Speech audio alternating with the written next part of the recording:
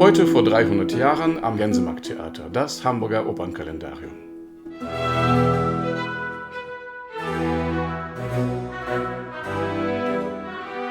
Was war los an diesem Tag auf der Welt? Schreiben Komponisten auch Texte zu ihren Opern? Wer war der berühmte Recke, der in Frauenkleidern Nährarbeit verrichten musste? Wenn Sie keine dieser Fragen jetzt beantworten können, dann bleiben Sie dran. In den nächsten 10 Minuten gibt es Antworten, Bilder und Musik zu diesen und noch vielen weiteren Themen eines 27. April 1724 an der Gänsemarktoper.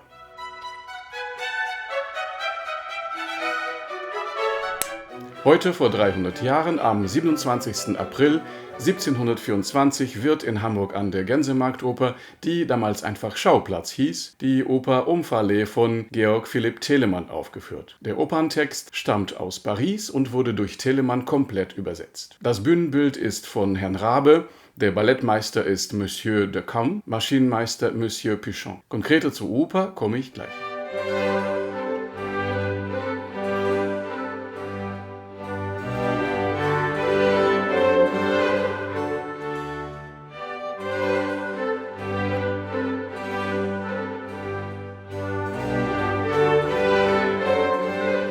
Aber was war überhaupt an diesem Tag los? Im Relationskurier der Hamburger Tageszeitung lesen wir an dem Tag, dass der Berg Ätna in Sizilien mit heftigen Auswerfungen von Dampf und glühender Materie zu wüten kontinuiert, weswegen die Einwohner in nicht geringen Furchten leben müssen. Der Bei von Algier, der anstatt die große Teuerung und Kornmangel und damit verbundene Hunger und Jammer im Lande zu verringern, diese zu seinem Profit nutzte, wird von einem Trupp Janitscharen attackiert und umgebracht. Aus Wien wird über die glückliche Niederkunft der regierenden Kaiserin des Heiligen Römischen Reichs, also über die Geburt der Tochter Maria Amalie berichtet. Was man nicht in der Zeitung findet, neulich ist die Gattin des russischen Zaren Peter des Großen, Katharina, von ihm zur Mitregentin ernannt.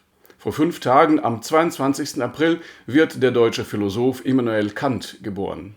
Und der berühmte portugiesische Seefahrer Ferdinand Magellan ist 1521 an diesem Tag gestorben. Und dann ging man in die Oper.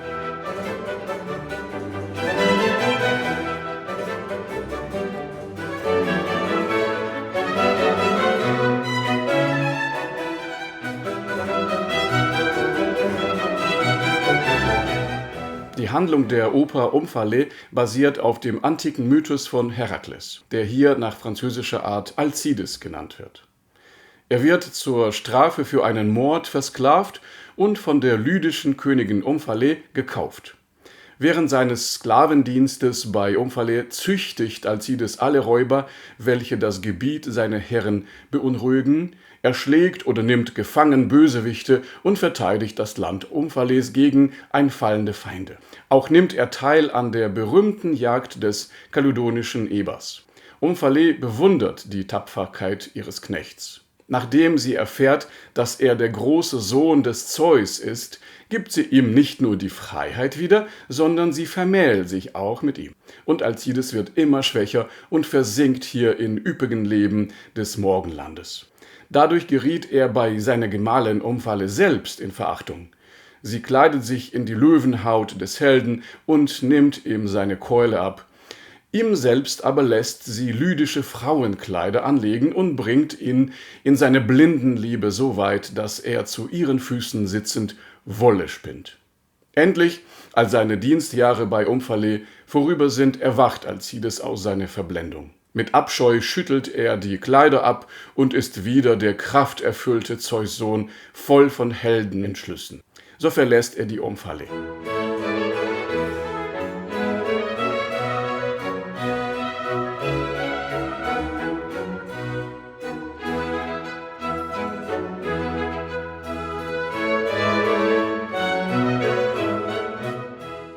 Während es bei den Griechen noch vor allem um die Blindheit der Liebe geht, fügen die Römer noch die verspottenden Elemente der Männerverweichlichung hinzu, wohl auch im Zusammenhang mit der Geschichte des Antonius und Kleopatra. Und die Franzosen ergänzen die Geschichte mit reichlich Spuk und Zauber. Die Oper beginnt mit einem Vorspiel, das so viel Sehenswürdiges enthalte, dass es für eine ganze Operette reichen würde.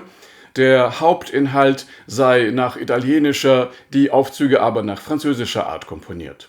In dieser Oper wird sehr viel gefeiert. Es gibt Zauberer, böse Geister auf feurigen Wolken, die die Feierlichkeiten mit Gewalt stören, einen mit Feuer speienden Drachen bespannten Wagen und mit Feuer herumfliegende Furien, dass das Ganze nicht abgebrannt ist. Die Königin Omphale wird verzaubert, auf ihrem mit Blumen gezierten Thron in die Luft gehoben und soll von der eifersüchtigen Aegine getötet werden, wobei Alcides dies verhindert. Ein Geist steigt aus der Erde. Damit das Spiel ein freudiges Ende nehme, wurde die letzte Szene weggelassen. Die sei auch in Frankreich aus eben dieser Absicht getan. In dieser Szene nämlich verflucht die in Alcides verliebte und von ihm abgewiesene eifersüchtige Zauberin Aegine den Helden und zerstört den Tempel. Mit dem Altar wahrscheinlich töten die Furien auch die glückliche Königin Omphale, die sich statt Alcides nun seine Nebenbuhler Iphis zum Gatten bei lobpreisenden Chören erwählt.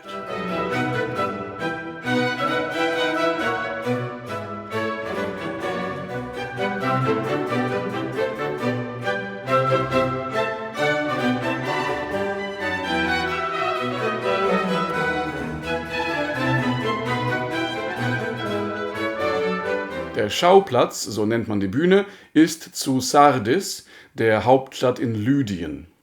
Im Vorspiel sieht man die mit Blumen gezierte Bühne, in den Wolken schwebende himmlische Gottheiten und eine dunkle Höhle mit der darin gefesselten Eifersucht und Raserei. Dann sind im Hauptspiel erstens der Tempel des Jovis und ein Triumphbogen zu Ehren des Alcides, zweitens der Vorderteil des Palastes der Omphale, drittens der Omphale-Gärten, viertens eine Einöde mit Palmbäumen und fünftens der Tempel der Liebe.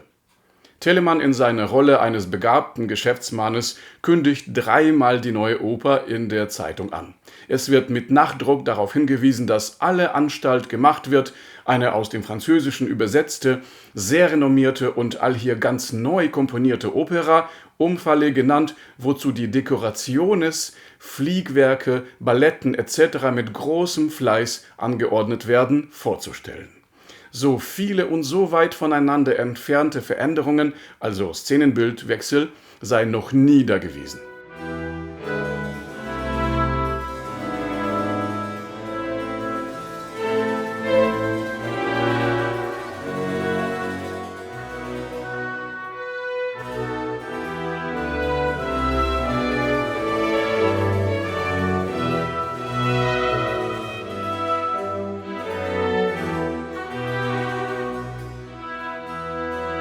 Der Text des Originallibrettos stammt aus Paris des Jahres 1701 von dem uns bereits bekannten Dichter Delamotte.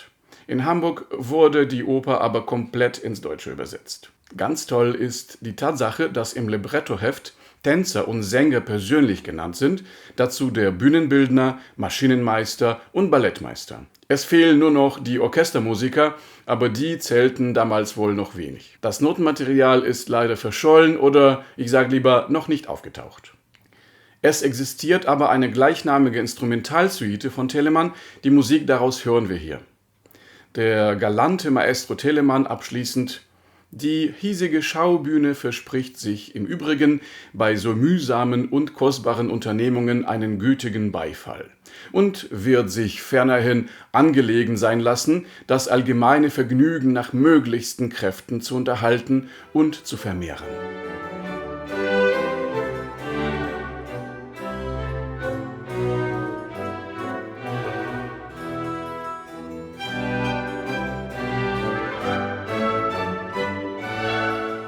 Am 15. Mai berichten wir wieder über den Tag vor 300 Jahren, an dem die Oper Der ehrsüchtige Arsaces von Giuseppe Maria Orlandini und Filippo Amadei in Hamburg aufgeführt wurde. Bis bald! gefördert durch Kulturgemeinschaften, die Beauftragte der Bundesregierung für Kultur und Medien, Neustadt Kultur und Kulturstiftung der Länder.